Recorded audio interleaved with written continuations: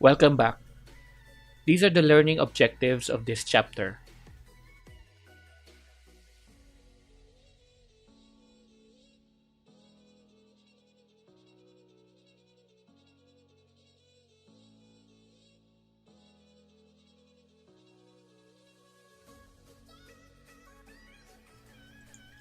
A profession is a calling that requires specialized knowledge and often long intensive academic preparation.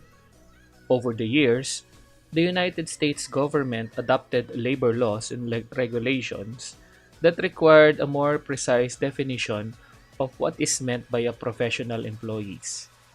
Based on the United States Code of Federal Regulations, defines a professional employee as one who is engaged in the performance of work.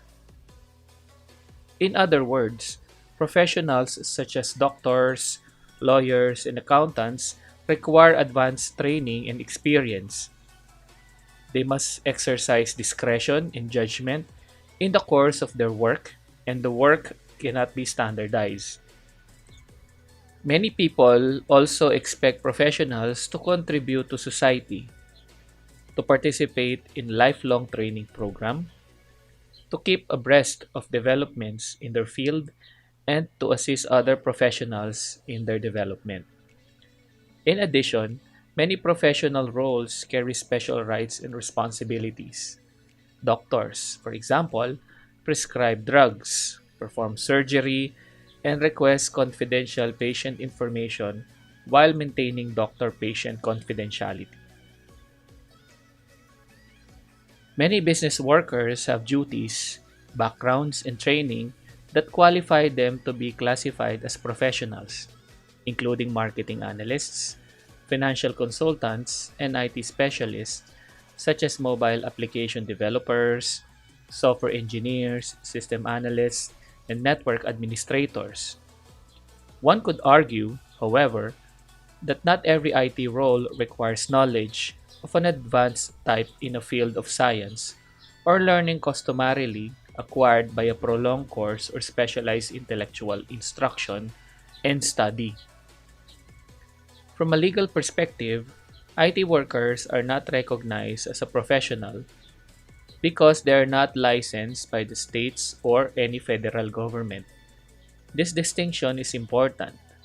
For example, in malpractice lawsuits, as many courts have ruled that IT workers are not liable for malpractice because they do not meet the legal definition of a professional. This is an example of an IT professional relationship diagram.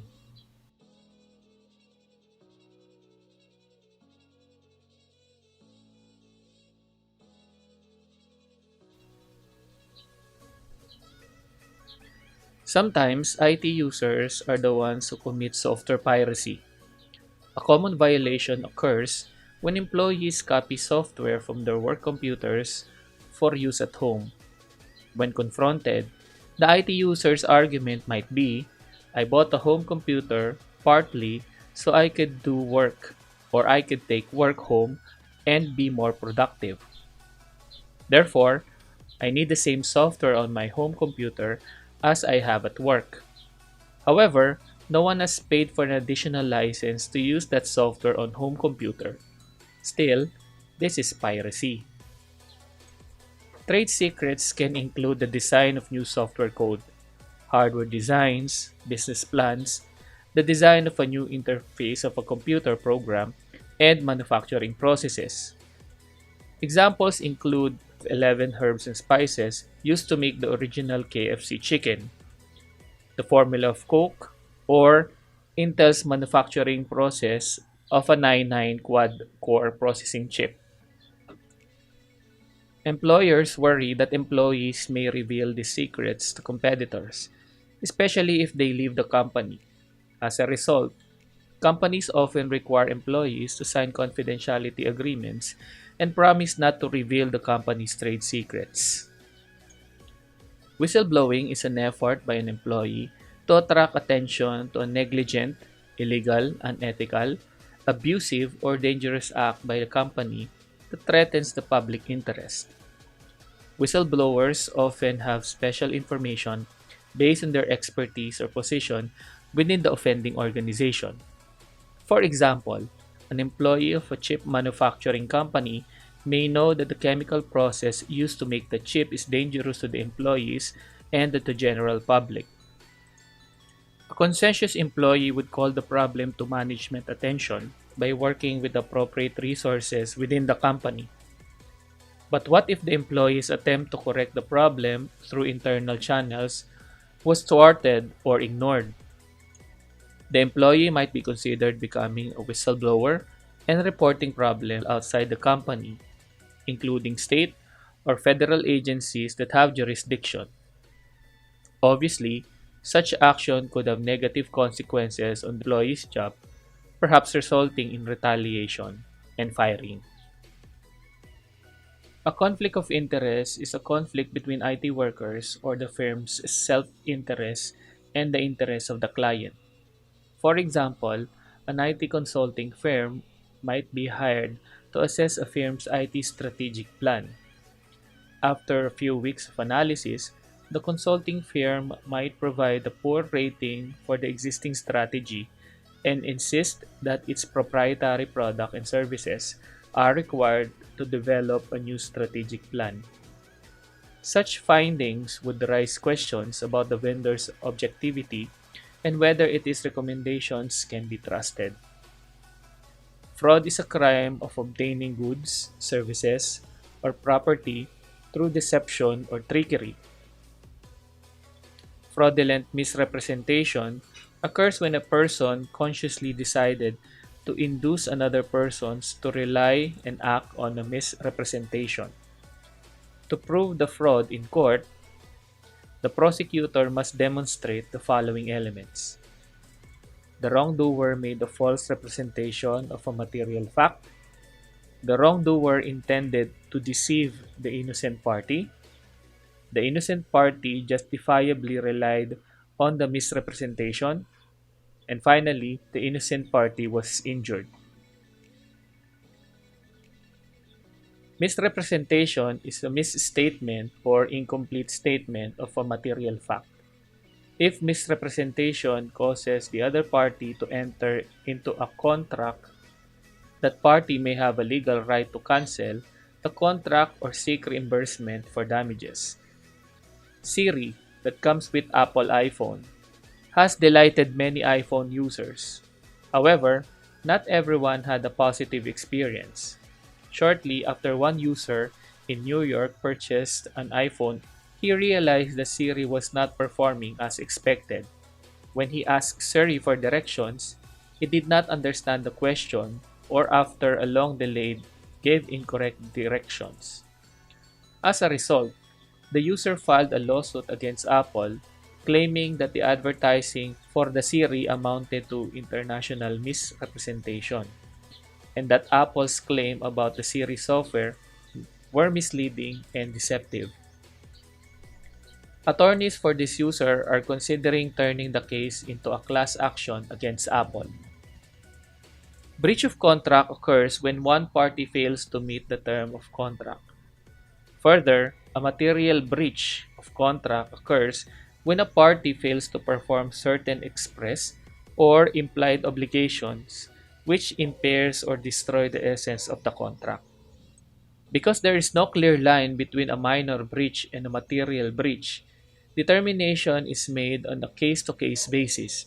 When there has been a material breach of contract, the non-breaching party can either rescind the contract, seek restitution of any compensation paid under the contract to breaching party, and be discharged from any further performance under the contract. Or, number two, treat the contract as being in effect and sue the breaching party to recover damages. Bribery is the act of providing money, property, or favors to someone in business or government in order to obtain a business advantage. An obvious example is a software supplier's sales representative who offers money to another company's employee to get its business. This type of bribe is often referred to as a kickback or payoff. The person who offers a bribe commits a crime when the offer is made, and the recipient is guilty of a crime if he or she accepts the bribe. Various states have enacted bribery laws, which have sometimes been used to invalidate contracts involving bribes but have seldom been used to make criminal convictions. This is a sample table to distinguish a bribe from a gift.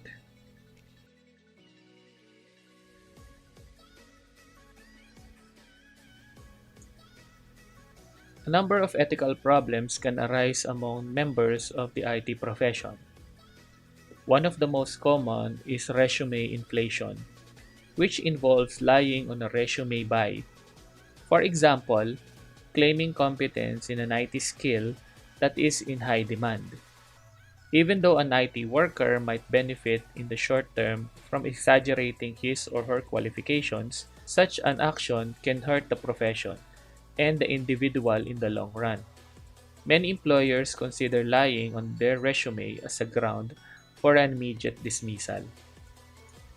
Regulatory laws establish safety standards for products and services to protect the public. However, these laws are less than perfect, and they cannot safeguard against all negative side effects of the product or process.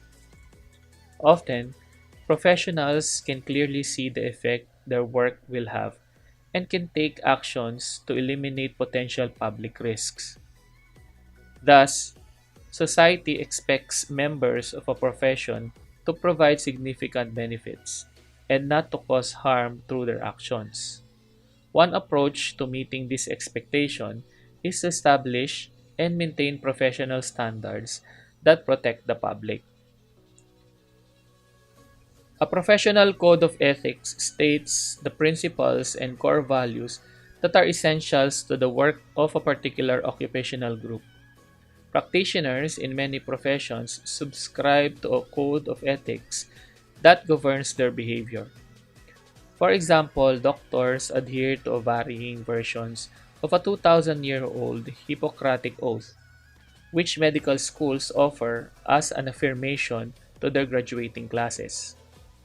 Most codes of ethics created by professional organizations have two main parts. First, outlines what the organization aspires to become, and the second, typically lists rules and principles by which members of the organization are expected to abide. Many codes also include a commitment to continuing education for those who have practiced the profession. Laws do not provide a complete guide of ethical behavior. Just because an activity is not defined as illegal does not mean it is ethical. Nor a professional code of ethics be expected to provide an answer to every ethical dilemma. No code can be definitive collection of behavioral standards. No one IT professional organization has emerged a preeminent, so there is no universal code of ethics for IT workers. However, the existence of such organizations is useful in a field that is rapidly growing and changing. In order to stay on top of many new developments, IT workers need to network with each other, seek out new ideas, and continually build their professional skills and expertise. Whether you are a freelancer programmer or a CIO of a Fortune 500 company, membership in an organization of IT workers enables you to associate with others of the similar work experience, develop a working relationship, and exchange ideas. These are the four of the most prominent IT-related professional organizations